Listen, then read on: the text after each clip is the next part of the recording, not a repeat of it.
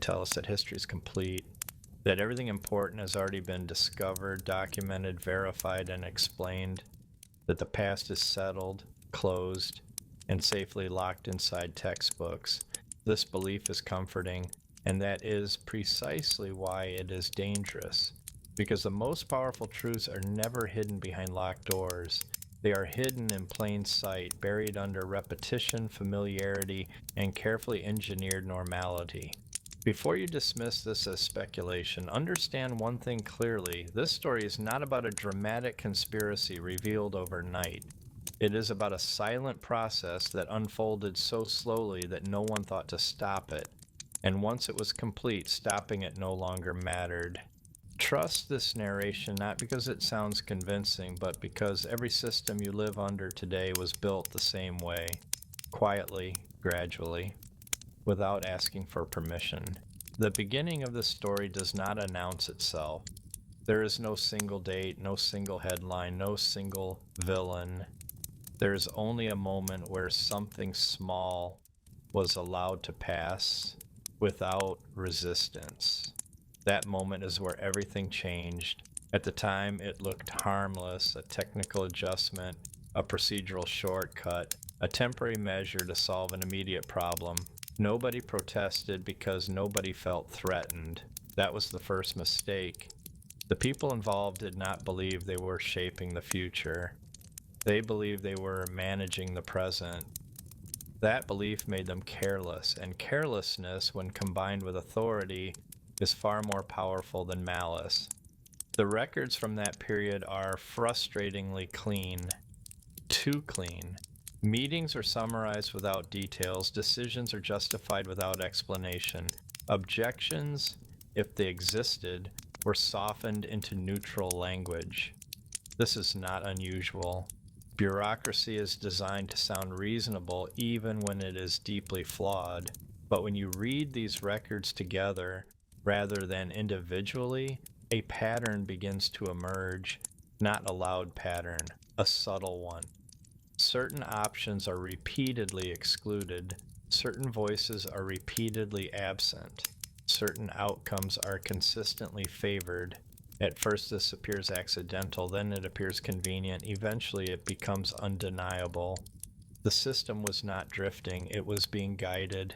And guidance is most effective when those being guided believe they are moving freely.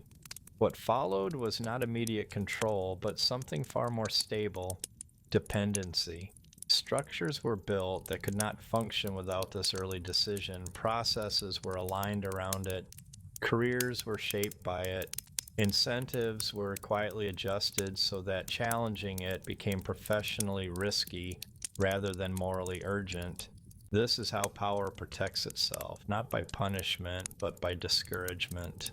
People stopped asking certain questions not because they were forbidden, but because they were unrewarding. And when questions disappear, accountability follows. A generation later, the consequences were visible but untraceable. People sensed imbalance without understanding its source. Policies felt disconnected from reality. Outcomes favored consistency over justice. Errors were repeated without correction, and yet everything operated within legal frameworks.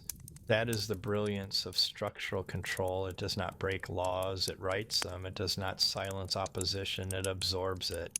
Critics were invited into committees. Their language was adopted. Their urgency was diluted. Over time, their presence became proof that dissent was allowed, even as its impact vanished. This created a powerful illusion that the system was self-correcting. But self-correcting systems do not repeat the same mistakes for decades. What was really happening was far simpler and far more disturbing. The system was correcting people, not itself. Those who adapted rose, those who resisted stalled. Those who persisted quietly disappeared from relevance. No purge was required, no force was necessary. Time did the work. By the time awareness began to spread, the original decision was no longer visible. It had been buried under layers of secondary policies, tertiary adjustments, and inherited assumptions. Challenging it now felt abstract, almost philosophical.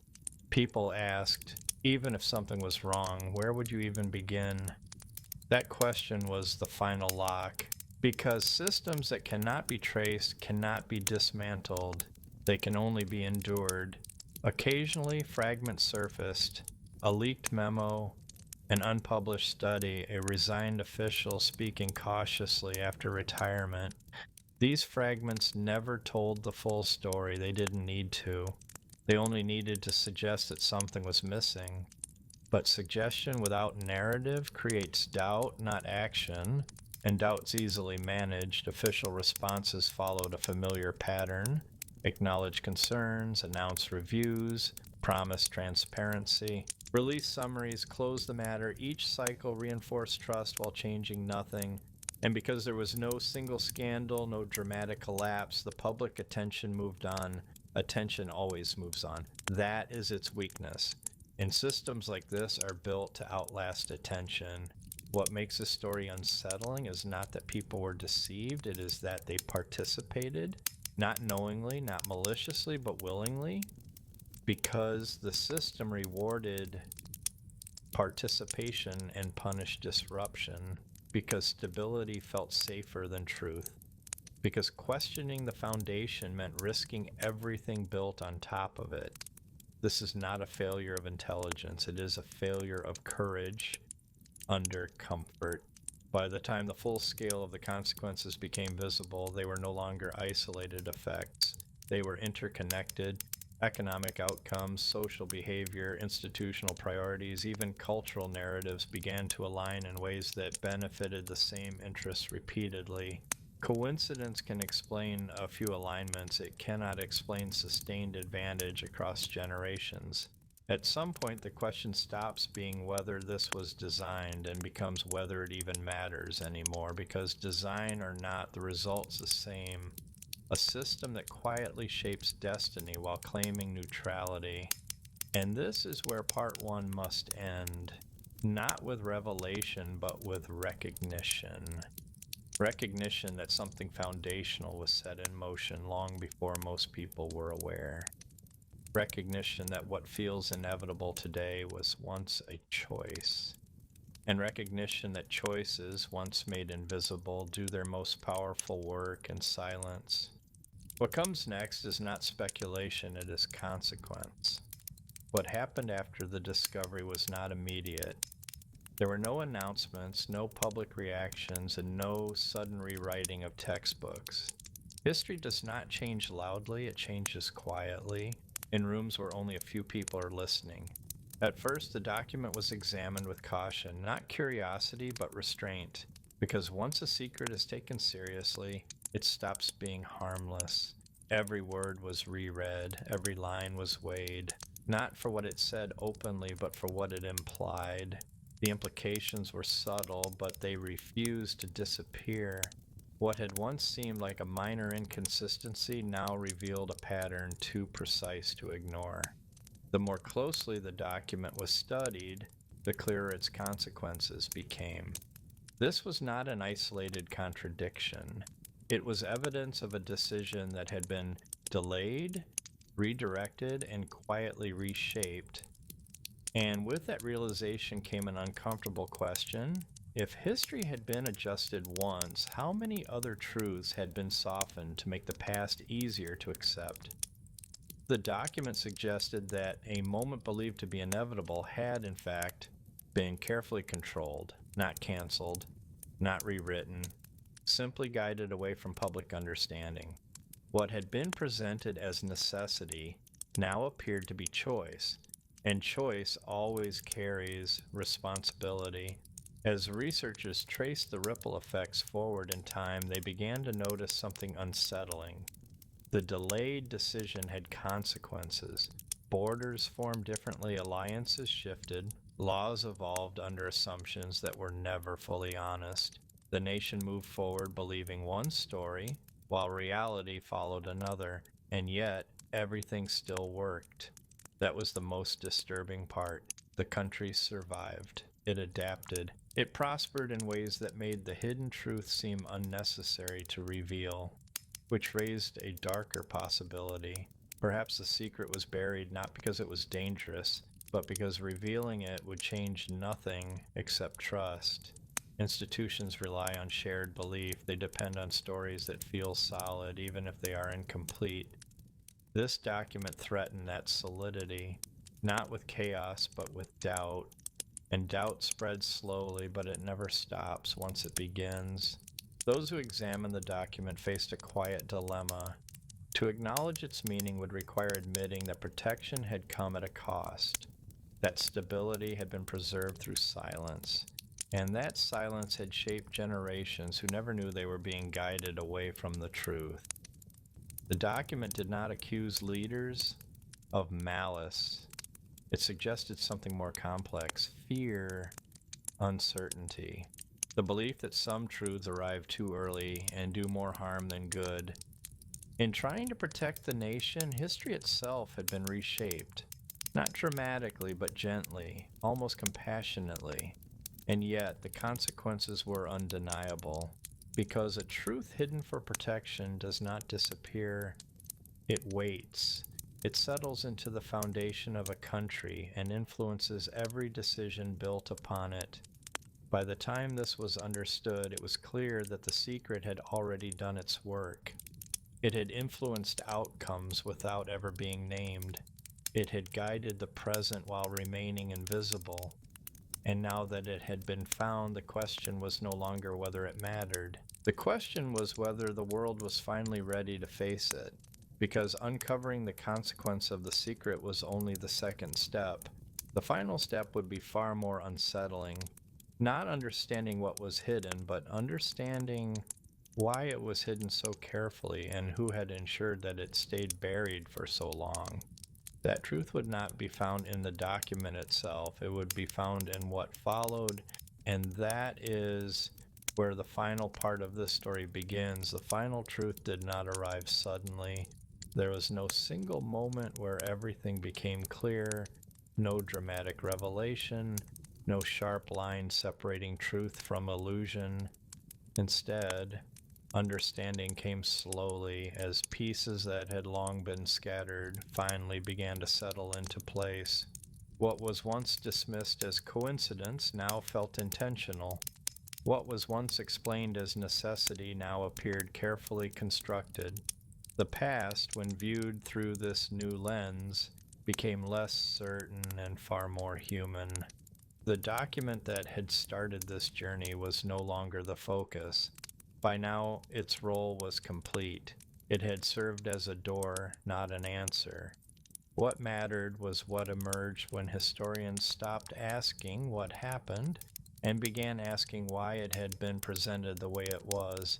The truth was not hidden in a single decision, but in a pattern of silence that followed it. Records that ended abruptly, correspondence that changed tone, public explanations that became simpler as private doubts grew more complex. Over time, it became clear that history had not been altered to deceive, but to stabilize. The story taught for generations was not entirely false. It was incomplete, carefully narrowed to protect unity, confidence, and continuity. Those responsible had believed they were preserving order, and in many ways they succeeded. The nation endured, institutions held, life moved forward without disruption, but stability came with a quiet cost. A cost paid not in conflict, but in understanding. When the full truth was finally assembled, it did not dismantle the past, it reframed it. Events once seen as inevitable were revealed to be fragile. Outcomes once described as natural were shown to be guided. The idea that history unfolds on its own was replaced by a more unsettling realization. History is shaped by people making difficult choices under pressure, often without knowing how far those choices will echo. This realization forced a deeper question. If the past was shaped this way, how many other accepted truths rest on similar foundations? How much of what we believe is built not on lies, but on omissions chosen long ago?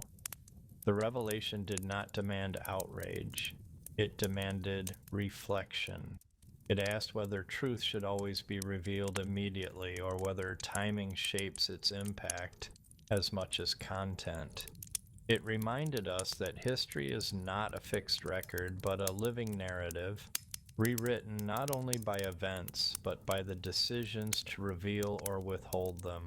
In the end, the secret did not change the nation's past, it changed the way the past was understood. And perhaps that was its greatest power, because once we recognize that history is not as simple as it appears, we begin to read it differently, more carefully, more patiently, with greater humility. The story did not end with answers, it ended with awareness. Awareness that what we inherit from the past is not just facts, but choices. And those choices continue to shape the present, whether we see them or not. This is why such secrets matter, not because they rewrite history, but because they remind us that behind every official story lies a quieter one, waiting to be noticed. And sometimes understanding the past is not about uncovering something new, but about finally seeing what was always there.